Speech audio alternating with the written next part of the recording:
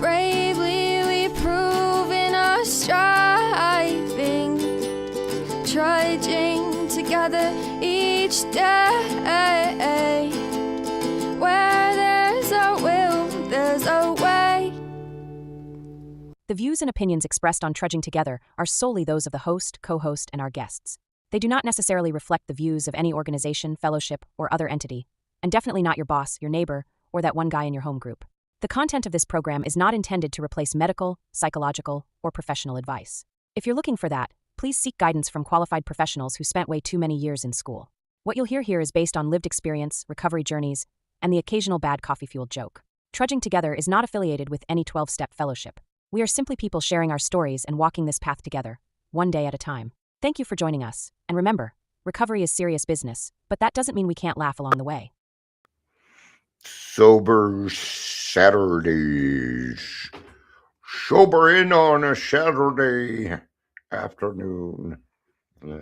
Saturday nights all right for fighting. Oh, I gotta listen to that song. Hold on. Gotta set it up. Saturday night is all right for fighting. Let's do the Nickelback version. I'm not going to listen to it now, obviously, but I am going to listen to it. All right. You know, Nickelback got their name? You probably do. Hello, Leisure. How's your week been, my friend? Chad Kroger. Is he part of the Kroger family? Is Chad Kroger one of the Krogers from the... Anyway, no, because he's a Canadian. Canucks don't own anything. Those crazy Canadians, they don't own nothing. But he used to work at Starbucks, and every time he gave change back, it was a nickel. So everybody always got a nickel back, and that's how they came up with the name of Nickelback. Yeah. Did you fall into the Nickelback storm? What was it about that band that you either loved them or you hated them? What was up with that? They're all right. I don't seek them out. Well, actually, I just did, right? But we could thank Elton John for that one because Elton John wrote that song. Well, he performed it first. I don't know if he actually wrote it. Most likely did, though. There's a lot of artists that kind of accidentally became lead singers. Elton John is one of them. He just wanted to be a songwriter. Who else? Phil Collins. He just wanted to be a drummer. And Genesis had just fired their lead singer. You probably know him as Peter Gabriel. And they're like, we need somebody to sit in for sing. So he started singing, and Phil Collins became the lead singer. And then what do we get? Look at all the stuff we got from Phil Collins. Yeah, and everybody loves Phil Collins. If you don't like Phil Collins, man, well, you just don't have a heart. And there's something wrong with you. Maybe you're an alcoholic like me. I don't know. Leisure said, excellent week, brother. I hope yours is as well. It was all right. It was a decent week. Yesterday, I officially broke up with Aurora Mental Health. All right. We're done. I know. I'm making it sound like, yeah. I did. I sent a Dear John letter. But I just sent it to the one person that I know that kind of listens, blah, blah, blah. And they're not going to write back. And this is what I wrote.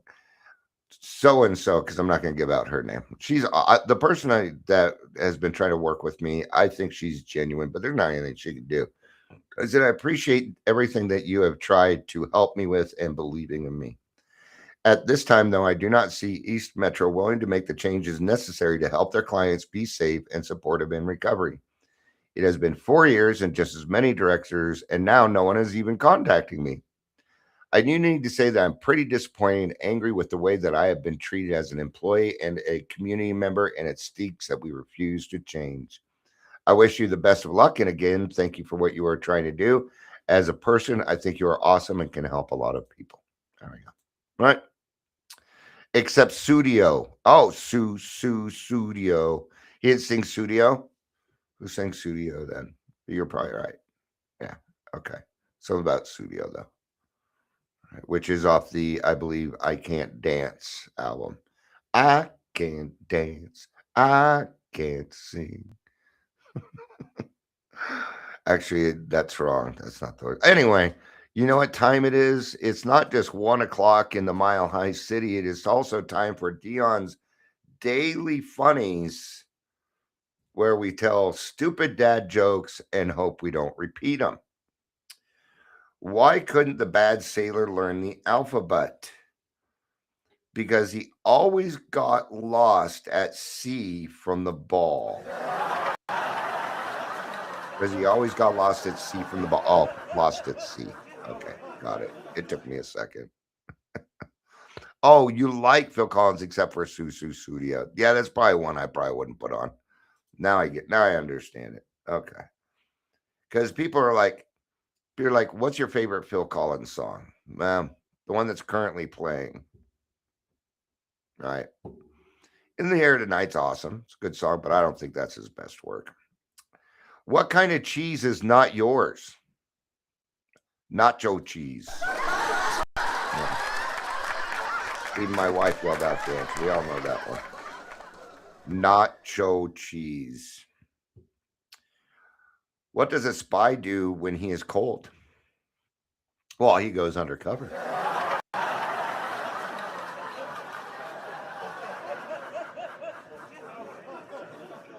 How does the moon cut his hair? Well, he eclipses it. Yeah. Good old eclipsing. When do computers overheat? When they need to vent.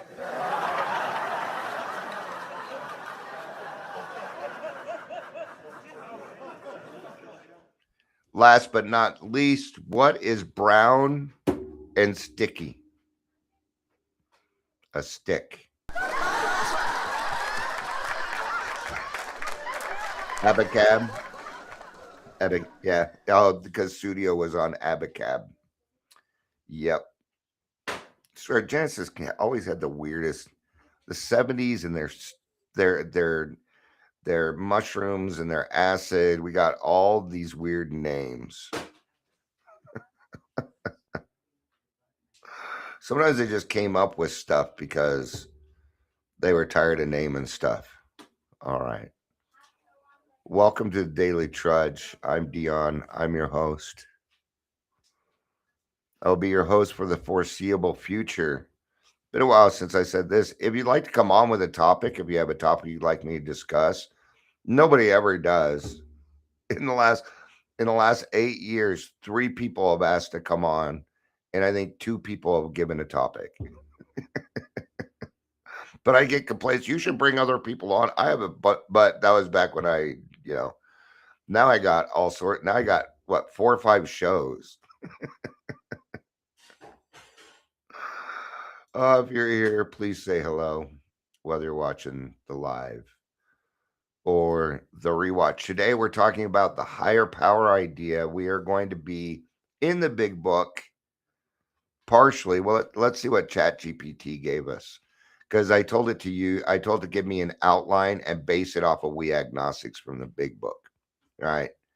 And you probably think I'm weird using ChatGPT, but what I did when I first started with ChatGPT is I went and took like 10 of my videos and I took the transcript from it so it could get to know me and how I talk and the things that I say. And what it does is it pulls the lines that I say out of those transcripts so that I'm not making stuff up. It's still what Dion says, things like that. It is a tool that I've learned how to use, and it works pretty good. So, yeah, it's a little codependent, though. Actually, it's not a little codependent. It's a lot codependent. All right. Before we get started, Leisure says, "Oh, I like Abacab. I think Studio is a different album. Surrender is a good topic." No, now you give it to me. I'm right. Look at me. I'm writing it down. Right. I already did that one. Surrender, surrender, but don't give yourself away. Go from Phil Collins to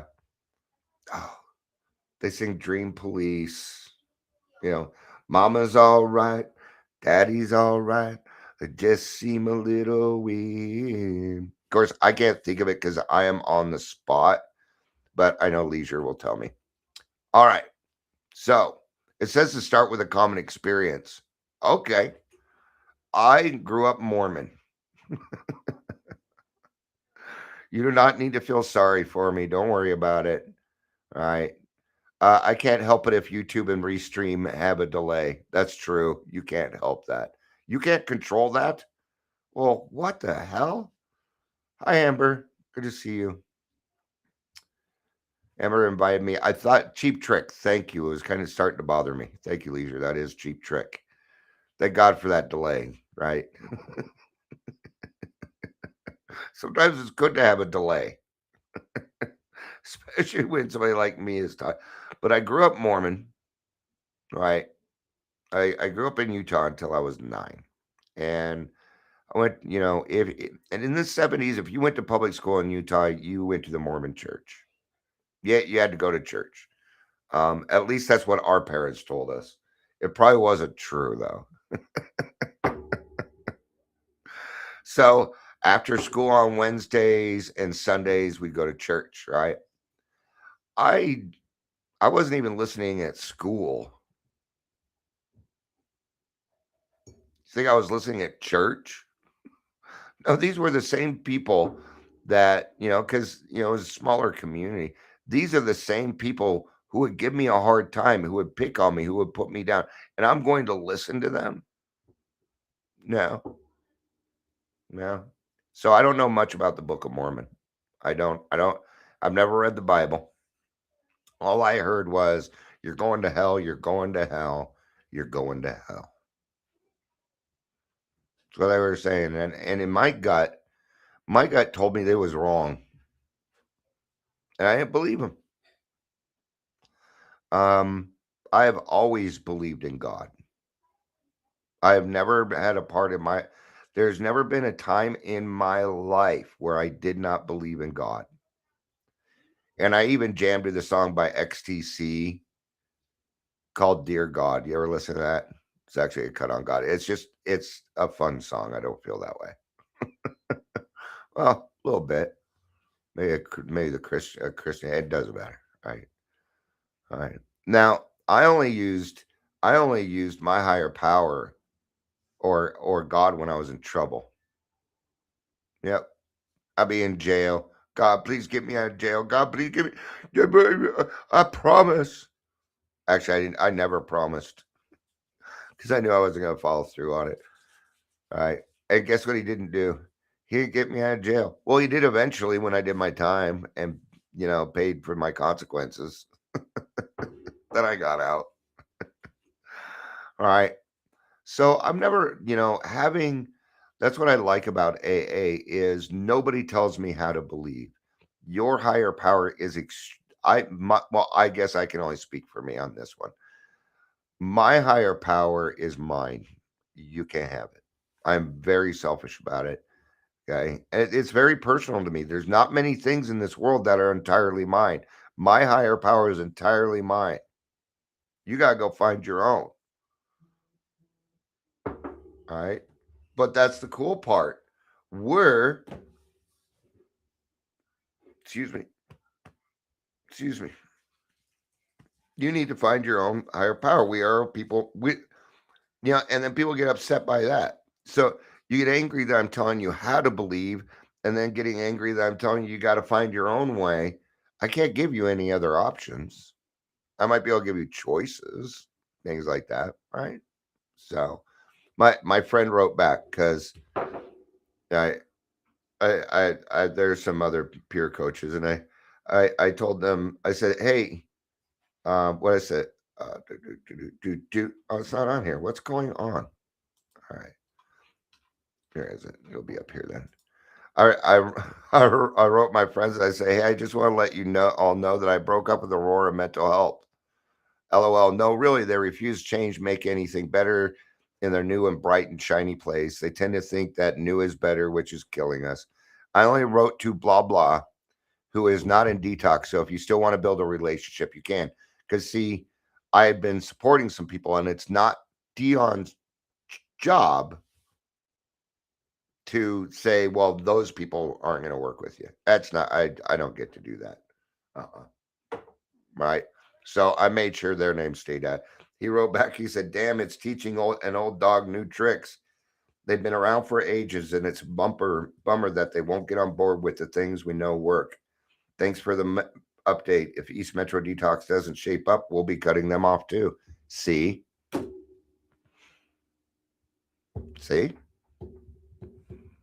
Don't think that you okay. And this is because they trust me. No, use Denver cares. Anyway, so let's get back to the topic. Sorry, I got a little thrown off there. I just think it's kind of funny. I broke up with him, right?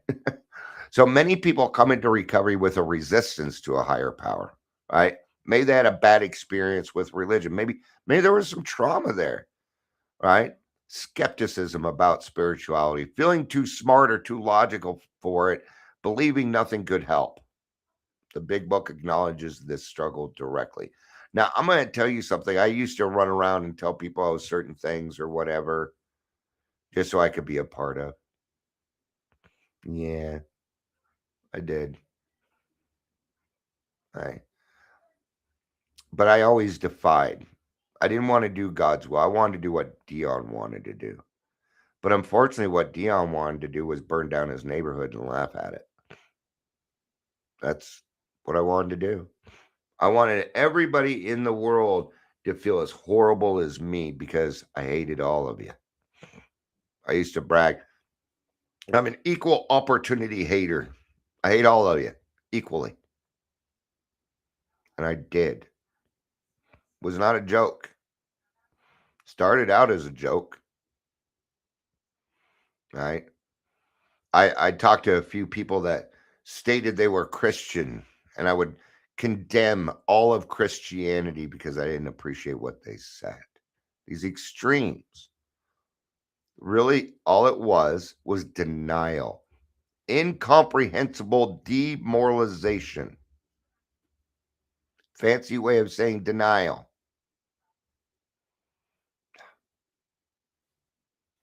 Okay. Not believing in God or defying God are pretty much the same thing. But it did come down to this, I think, for all of us. Whether we believed in God or not, we had to first quit playing God. We had to understand that we were not God. That's where we had to start. Right? Yeah. That's a good place to start. Why not? We got to start somewhere. So the real problem, self-reliance. Yeah, we alcoholics like to think we can handle everything. No. At this point, I don't think I'd want to do it alone differently. Mm-mm.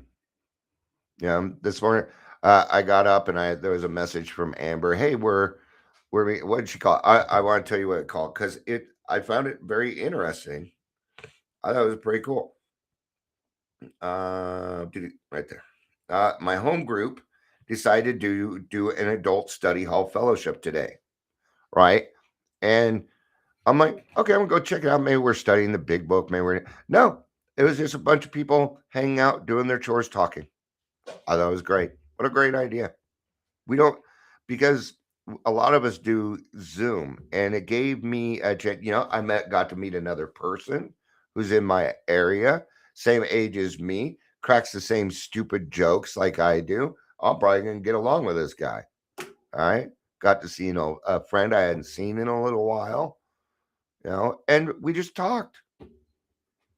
Just talked. It was fun. It was nice. It was nice. Okay. But what really is it? Well, it's a spiritual experience. Yeah. So whoever came up with that idea, great idea. Absolutely. I think it's something that I think we should invite the people from grassroots to it too. I think a lot of people would get something out of that. So really good job on who came up, whoever came. Anyway, so anyway, we're talking about right. The real problem is self-reliance. We think we can do everything, right? And the chapter explains that most alcoholics relied on self-will for years. We tried to control our drinking, we tried to control life, we tried to control outcomes. Now, I didn't do the first one. I never tried to control my drinking. Eventually, we discovered that self reliance alone failed us. But I did try and control life and outcomes all the time. Absolutely. Now, did I ever think I need to drink less? Yes. Did I follow through on it? No. No. I was the kind of person if I started drinking and there's alcohol around, I will drink it in a blackout. I will. Nah. See, I had to get just enough alcohol for the night. So when I woke up in the morning, there wasn't anything there waiting for me. No, I'd be madly searching for a bottle with something in it just to take away the edge so I could walk to the liquor store. All right. That's where self reliance got me. Self reliance gets me in jail. It puts me in the, I, I end up in a straitjacket in a padded room, is what happens. Things like 72-hour hold are now become start to appear on the table. Now, I'm going to tell you my biggest thing: being put away for something that I didn't really do, being locked up, taking away my freedom because I am who I am. It's where almost all my trauma comes from. That's why it's really hard for me to work. I feel like I'm in jail. Even when I enjoy it, sucks. Anyway, all right. But that's where self-reliance got me. So, the big book makes one key point, and it's a simple requirement. Yes, I said requirement. I can say that. The big book suggests. Okay. Now for Dion, these are requirements. But I don't mind. Because I've done them, I've experienced them, and nothing but good came out of it. Yeah. I enjoy consistency.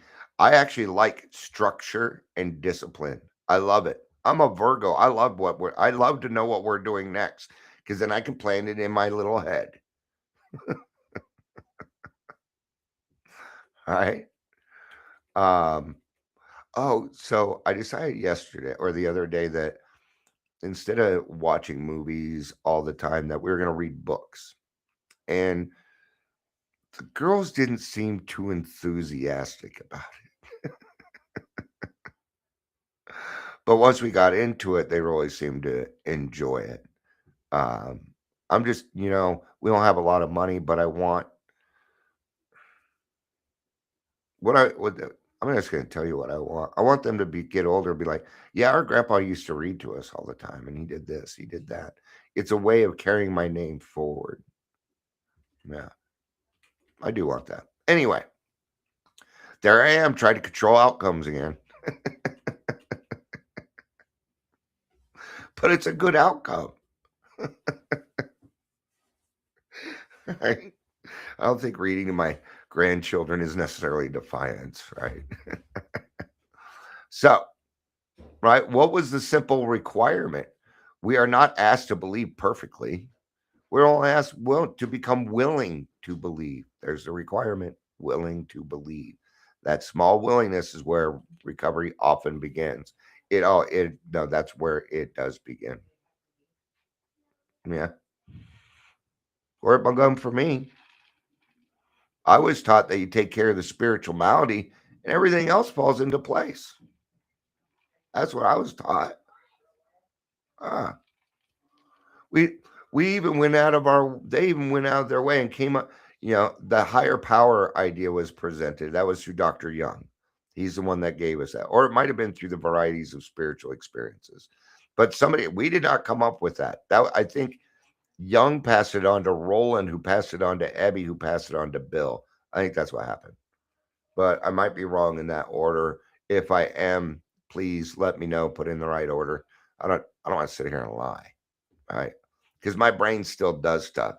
Like yesterday, I wanted to get mad at a certain place because it's the anniversary of a death of a friend about a year ago now. She died in a car wreck. They were doing a Bonnie and Clyde thing. And she was 24. Some of you knew her. She did a couple of shows with me. She was actually a host for Trudging Together for a little bit. Yeah.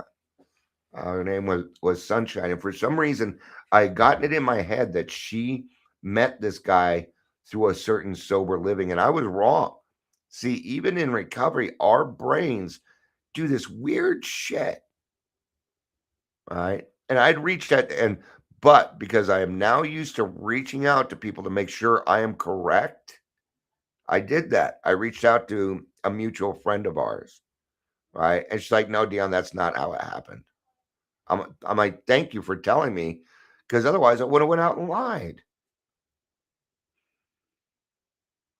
See? And these emotions start coming up and stuff. I've always got to double check them because they are quite often wrong. Right? And I'm talking about my feelings, not my intuition.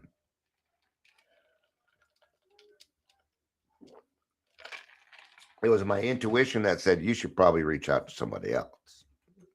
And then my feelings are, I can do what I do. Nah, I don't even want to do it myself anymore. So that small willingness is where recovery begins. If you stick around the rooms long enough, you're going to start seeing things in other people.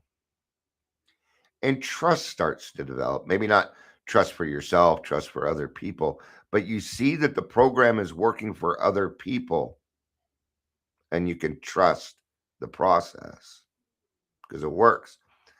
Leisure says it is sure a ton easier once I practice understanding my malady and using my tools. Amen for being here today. Thank you. Thank you. Yeah, that's it. I still have a spiritual malady. And guess what? I'm all right with it. I'm okay with it. It actually kind of makes life a little interesting. All right. Life's an adventure instead of something I have to deal with. I don't have to deal with things anymore. Now I get to do things. I get to be a part of. I get to contribute. Right. And this all started because I had a willingness to believe in something bigger than me. So the chapter suggests something practical. Look around the room. People who were once hopeless are now sober. Yeah. Maybe some of these younger people will run into somebody like me and be like, man, he went pretty far down. If he can do it, I can do it. I didn't go as far down. I can do it. Yes, you can. You can. And it doesn't matter how far down you've gone. Your bottom is your bottom, period. Okay. Rock bottom does not exist. Okay. That is a made up word. Okay. Actually, rock bottom does exist. It's called death. That's rock bottom. Death. It's one of the options. Pick your bottom. If you stubbed your toe this morning and that's all, and that's what it took, great. Then we're doing it. It only takes a little bit. Maybe you're not even alcoholic. Who knows? Try it for 60 days. You'll find out pretty darn quick. You will. Because if you're not an alcoholic, then you're not going to have that obsession to drink during those 2 months. Okay? So, people who were once hopeless are now sober. So we ask, how did that happen? What changed for them? And it's the experience that builds the belief in others. And there's nothing better. Yeah. And well, there's probably some things that are better, but it's really cool when somebody finds their home group where they feel like they belong. It is cool to see. I get to see it in grassroots all the time. And I thank God that I got to even be a part of it. That I,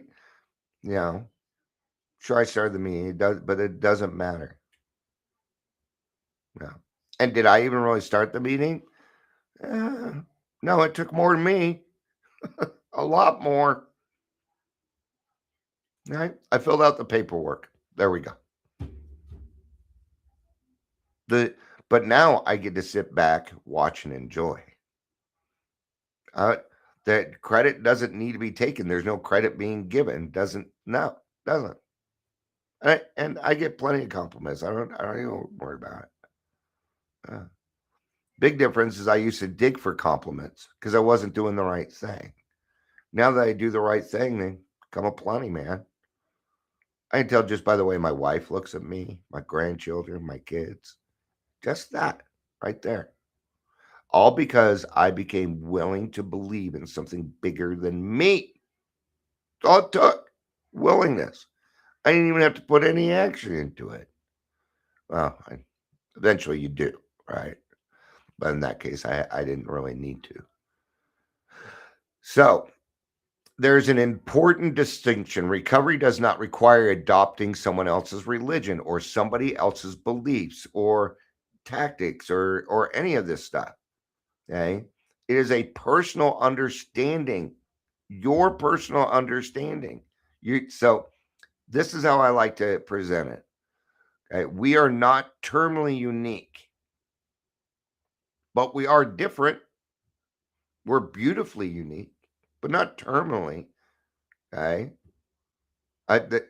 Just like, okay, I met this, I went to the thing earlier, met another guy. He acts just like me. No wonder Amber hangs around with him because he's a cool dude like me. Just kidding. Right? Just out of nowhere. Now, we are beautifully unique. And if you think of it this way, no snowflake is 100% alike, but they can look awfully close, right? It would take a lot of looking between two snowflakes to maybe find the difference between them. But there are, and it is that little bit of beautiful uniqueness that helps you find your personal higher power. It's that part. Your needs are different. Maybe your trauma is a little different. Maybe, we have these variations. If we were all the same, this world would be fucking boring. Life would be boring if we were all exactly alike. There would not be peace on earth. Because we would constantly be an example of how we're all wrong. That wouldn't work, right? So the big book encourages personal understanding, open-mindedness, and finding a higher power that makes sense to you. Yeah. Now, don't mess around with it. Okay. When I first came to the program, I was 18. My first higher power was Batman. Okay. Was he really? No. I was fucking around. Okay. That did not last long. No, I was trying to be terminally unique, and I had to sacrifice that part of Dion and get on board. Nobody told me to do it, but I'm going to tell you, I didn't really feel like I belonged until I did that. See, we alcoholics will go out of our way to be unique so that we don't have to be, well, see how I'm different? I don't need to do it your way. You don't need to do it my way. You need to do it the way. Here's the way. Yeah. So, the turning point, many people discover that they discover it when they become open, stop fighting the idea, and begin practicing the steps. The turning point. Okay. Faith develops through action. And actually, it says here faith often develops through action. No, I took the often out. Faith is produced and developed through action. the only way. Okay. Let me put it this way. Let's say somebody asked you to, and I'm just making something up real quick, change your tire. Oh, you know how to change a tire? Yeah, I know how to change a tire. So while I'm over there changing the tire, they keep coming in and giving me, oh, no, you're doing it wrong. No, you're doing it wrong. Oh, wait a minute. See, this is the same thing where they're not allowing me to do what it is that I need to do. Okay. Now, the action in this case is they have no faith and I know how to put a tire on. So when you have faith and you ask God for something and the answer comes back and you start questioning why, you got a problem. Right? We don't need to ask God why. You'll find out. Maybe. Is it going to kill you if you don't find out? Right? No, it's not. All right, I'm going to read one thing. The very last part of the spiritual experience, right? There is a principle which is a bar against all information, which is proof against all arguments, and which cannot fail to keep a man in everlasting ignorance. That principle is contempt prior to investigation. And boy, do we alcoholics do that. I didn't take the facts into account. Remember earlier I was saying, that I would maybe I'd met a couple of Christians, and because I didn't like the way they acted, I condemned all of Christianity. That's being closed-minded. I've got to be open-minded. And what we're saying here is this: you are the only person keeping you out of the sunlight of the Spirit. Nobody else can do it. Nobody else has any control over whether you are in the sunlight of the Spirit or not. That is entirely up to you. Yeah. It's your own ignorance, your own defiance keeping you from doing that. Let it go. There's a live song, and I love this one line. I found that fear and pain were better friends, so I let them go. It's a beautiful line. I let them go. Right? So recovery begins when we stop insisting we have all the answers and become willing to consider something greater than ourselves. Right? So you can ask yourself, what did the higher power idea look like when you first came into recovery? They should have asked that question first so that you could answer it throughout it. Huh. All right. If you like what we do here, please like, love, and share, but mostly share. We always need comments. Comments help. And the daily trudging together, raw recovery, to sober dudes, God-centered recovery, trudging with the Millers. It all needs to become self-supporting. So if you'd like to help us out, we are taking donations. You can use our Venmo at Trudging Together or our Cash App, Dion G. Miller. Anything helps. Sharing is a great way to help. Thank you all for being here. I appreciate it. I love you. You know I do. Peace out. Leisure, I'll send you a text. Peace out.